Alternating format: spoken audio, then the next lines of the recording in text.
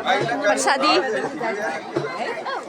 गाड़ी को हाँ जी, ये भाई साहब बिसा बजेड़ की टीम से जिला पंचायत अध्यक्ष के लिए लड़ रहे हैं। आप लोग इनका सहयोग कीजिएगा।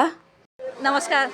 मैं जिला पंचायत सदस्य की तैयारी कर रहा हूँ और मेरा मोटिव सबसे पहले यही रहता है कि मैं क्षेत्र की जनता का हमेशा साथ में खड़े रहूँ और क्षेत्र की जनता की मूलभूत समस्याओं के लिए खड़ा रहूँ।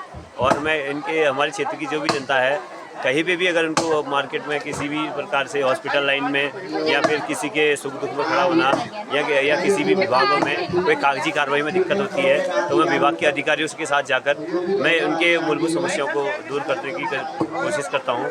कहीं कहीं पे तो मेरी ऐसी भी ये भी काम किए हैं कि जैसे किसी की लड़की की शादी होती है और कोई गरीब परिवार से होता है, तो मैं अपने यार दोस्तों से और कोई दुकानदार जो मेरे अच्छे दोस्त हैं उन लोगों से मिलकर मैं उनके उसमें थोड़ा बहुत सहयोग अपने तरफ से करता हूं। और मैं आप सभी से आशा करूंगा कि आप लोग मुझे इलेक्शन के लिए जो जिला पंचायत की सीट से लड़ रहा हूं। आप बहुत अच्छा काम कर रहे हैं, तो आगे को भगवान आपको विजय बनाए। और मेरा चैनल मैं छुपहाड़ी ममता पिथौरागढ़।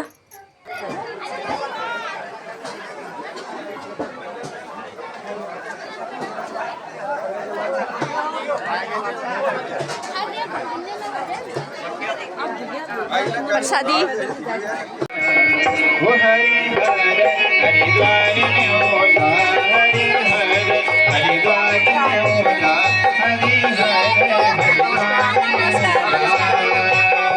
मन सदैव का दर्शन करुणा, मन सदैव का दर्शन करुणा। वो हरिद्वार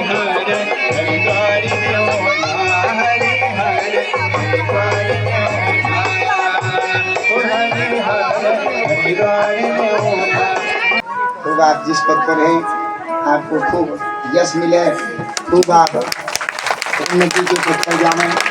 जो कार्य आप कर रहे हैं लोक कल्याण के लिए, वो कार्य आप करते रहें सदा, और भगवती मैया आपको ऊंचे पद पर ले जावे। खूब आप दीर्घायु रहे।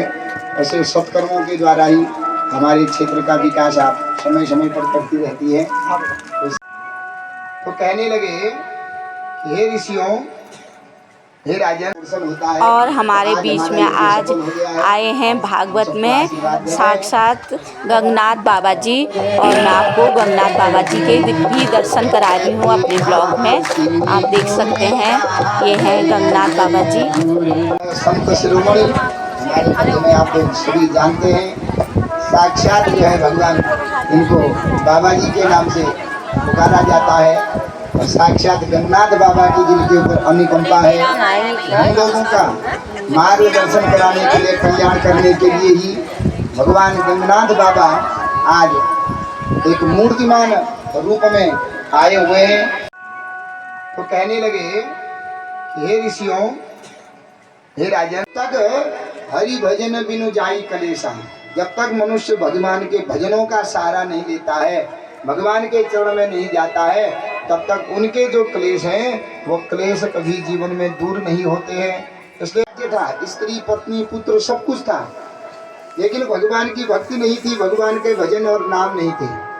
और इस जो वैश्य आया है व्यापारी, इसके पास जब तक शक्ति थी खूब इसने धन कमाया, खूब घर वाले अच्छे मानते थे इसको, परिवार वाले।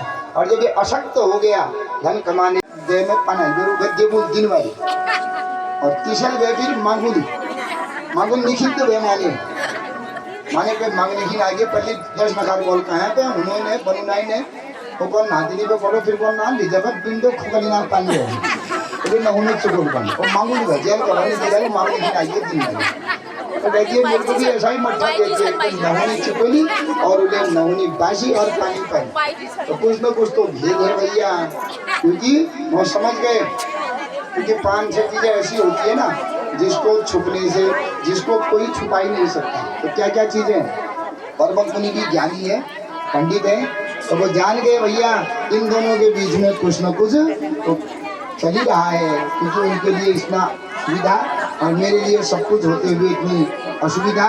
इसका मतलब कहीं में अनुराग तो नहीं हो गया है, क्योंकि हर समय नारद जी को देख के हंसती है, इनको देख करके नारद जी भी मुस्कुराते हैं। इसका मतलब कुछ न कुछ को छुपने से कभी छुपा ही नहीं सकते। तो क्या है वो, खैर खून खांसी खुशी बैर पीत मधुपान, छिपने से छिपे नहीं जानत सकल जहान। खैर खैर कुनान जे घर में बालनो वो कदके टोपी पहनो कदके के पहनो कबे ना कबे तो खोलने पड़े रे। हमारे बाल ना दिन घर में कदके टोपी पहनो हम कभी खाने वक्त तो खोलने पड़े, संडे वक्त खोलने पड़े क्योंकि 2-3 टाइम में सिर में टोपी नहीं होनी चाहिए रहते हैं। इस समय कि भोजने श्राद्धे संध्यायाम शिरो वस्त्र न धारे, भोजन करते समय पुरुष कभी सिर में कपड़ा नहीं होना चाहिए। अब जल्ला आदमी ने जाने ना फिर टोपी खाना तो टोपी नहीं होनी चाहिए खाते समय सिर में कभी भी पुरुष को। और संध्या के समय में गायत्री जप रहा है उस समय भी सिर में वस्त्र नहीं होना चाहिए। और तीसरा जब पितरों का श्राद्ध करता है उस समय भी सिर में कपड़ा नहीं पहना जाता है क्योंकि पितरों के लिए नतमस्तक किया जाता है, घर में टोपी पहन श्राद्ध आदि नहीं किया जाता है। तो 3 समय खोलना ही पड़ेगा। तो खैर माने जे घर में बाल आदि ने कतका टोपी पहन दो लेकिन खान वक्त टोपी खोलने पड़े तो उसमें पता चल ही जाएगा। तो इसलिए जो खैर हो गया बाल चले गए वो कतके लोगों को समय आने पर पता चली जाता है। दूसरा होता है खून।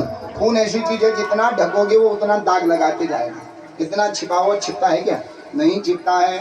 तीसरा खांसी, कतके मुखमंडल अपने हाथ चमकने लगता है वो कोई जो है छिपा ही नहीं सकता है।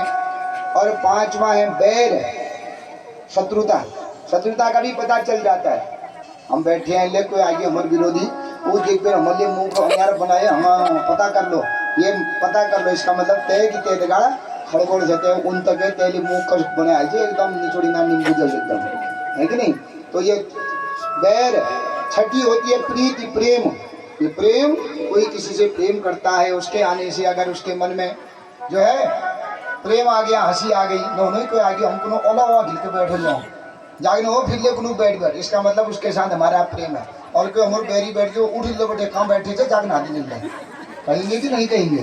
तो बैर, प्रीत और 8वां होता है मधुपान, शराब पीना। शराब पीना आदि कतके शरीफ बन जाओ कतके इलो चलो खाबा कतके के कहो लेकिन पता चली जाता है इसने मधुपान किया हुआ है, मदिरा पान किया हुआ है कि नहीं है। क्यों चाल डाले वो दैया न बोलने वाले बोल दिया जो इस दवा से शराब, न बोलने वाले बोलन बैठ गया, न नाचने वाले नाचने बैठ गया। शराब पी बैठ देगा आदमी को कुछ जब में कश मान से वो मन में जो स्पष्ट कह दो और बहुत खूब चोरी चौकी जो है लगा लेकिन पी जब पी राहुल को दे मैं कश मान से निक मानो लो कह दो और गलत मानो लो मुख कह दो क्योंकि उस समय मनुष्य सही बोलता है कभी झूठ नहीं बोलता। तो ये 6-7 चीजें ऐसी है कि जिसको कोई छुपा नहीं सकता है। तो पर्वत मुनि जान गए नारद जीवन के बीच में कहीं प्रेम तो नहीं है। हाँ ऐसा ही है जो तुम सोच रहे हो। क्या है न जाने मेरा उनके प्रति कब प्रेम हृदय में आ गया और वह भी मेरे पर प्रेमासक्त हो गई है, इसलिए हम एक दूसरे पर आसक्त हो गए हैं। मेरे बिना न वो रह पाती है न उसके बिना देखे बिना मैं रह जिसको प्यार नहीं है सुर से जिसको वो इंसान नहीं है, वो इंसान नहीं है, प्यार जिसको प्यार नहीं है सुर से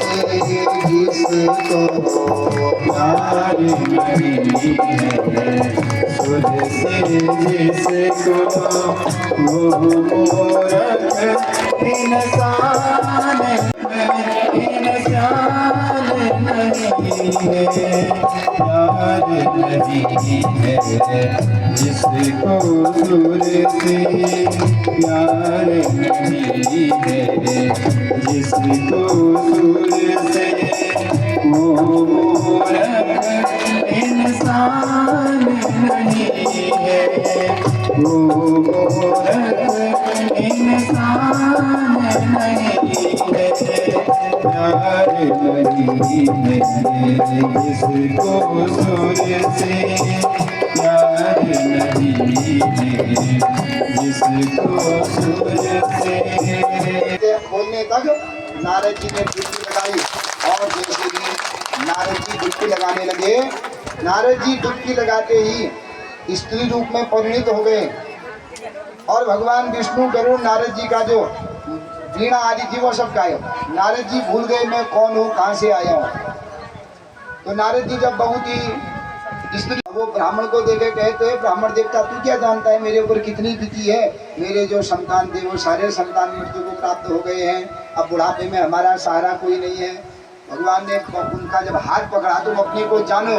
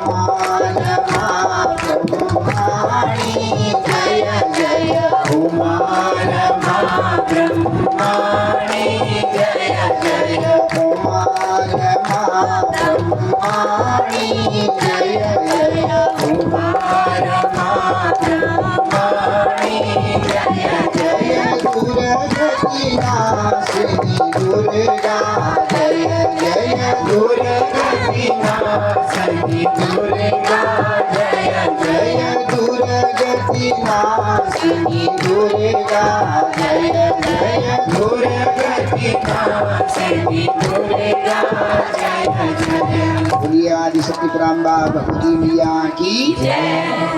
तो देखो सत्संग का यह प्रभाव करने से, दान करने से, जप करने से हमारे किए हुए जो पाप ताप हैं वो दूर हो जाते हैं। लेकिन तीर्थ में जाकर के हम राग करें, द्वेष करें, कोई पाप जो यहाँ पर को खड़े हैं वो है गंगनाथ बाबा जी। अब गंगनाथ बाबा जी सबको दर्शन देके जाने लग गए हैं और तो इसलिए तीर्थों में जाकर के राग द्वेष नहीं करना चाहिए। तीर्थों में चला गया, जाने की तैयारी करने लग गए हैं। तीर्थ में जाकर के अब देख सकते हैं ये हैं गंगनाथ बाबा जी।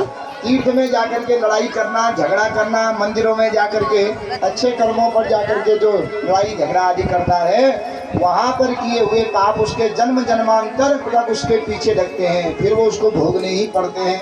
इसलिए जब भी हम मंदिर जावें, कहीं पर सत्संग हो रहा है, बढ़िया यज्ञ हो रहा है, बढ़िया देव कार्य हो रहा है, वहाँ कभी लड़ाई नहीं करनी चाहिए।